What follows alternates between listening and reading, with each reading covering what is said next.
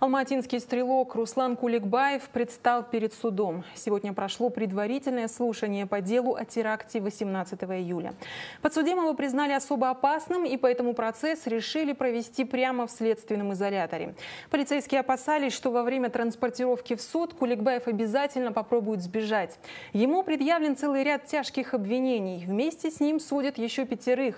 Какое отношение они имеют к стрелку и какое наказание для убийцы потребовали родные погибших, расскажет Нургали Карабаев.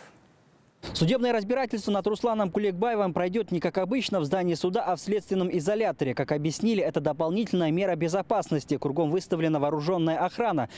Освещать процесс приехали практически все республиканские СМИ. Также на днях стало известно, что с Куликбаевым на скамье подсудимых окажутся еще 5 человек. В зал суда журналистов запустили после тщательного осмотра. Обвиняемого Руслана Куликбаева завели еще раньше. Его посадили в отдельный бокс. Алматинский стрелок был очень спокоен, скрестив руки на груди и натянув на голову почти до самых глаз черную шапку, он тихо наблюдал за происходящим. По соседству расположились еще 5 человек. Но, как пояснили, эти подсудимые к трагическим событиям в Алматы отношения не имеют. Дело объединили, потому что ранее они были замешаны с Куликбаевым в других преступлениях. Это разбой, кража, незаконное приобретение и изготовление оружия.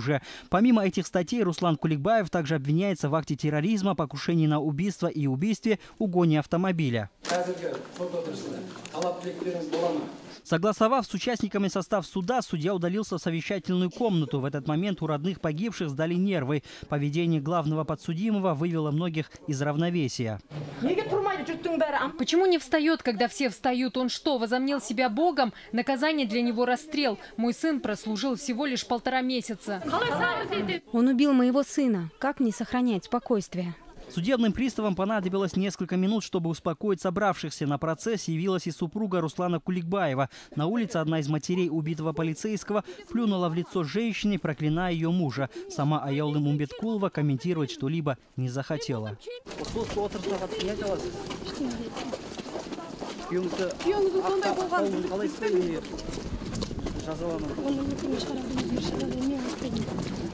Трагические события в Алматы произошли 18 июля. Тогда Руслан Куликбаев, захватив автомат у сотрудника полиции, устроил стрельбу в городе. В итоге от его действий в общей сложности погибли 10 человек, 8 полицейских и 2 гражданских. Как позже заявил сам подозреваемый, им двигала жажда мести за проведенные в тюрьме 3,5 года. В 2012 году его посадили за незаконное хранение оружия. Родственники убитых требуют для него высшей меры наказания. Я не знаю, зачем его зря кормить, давать адвоката. Мы требуем только смертной казни, другой приговор нас не устраивает. Первое заседание по делу алматинского стрелка состоится уже в следующий понедельник. Суд будет проходить также в следственном изоляторе на государственном языке. Нургали Карабаев, Думан Сулейменов, Информбюро, 31 канал.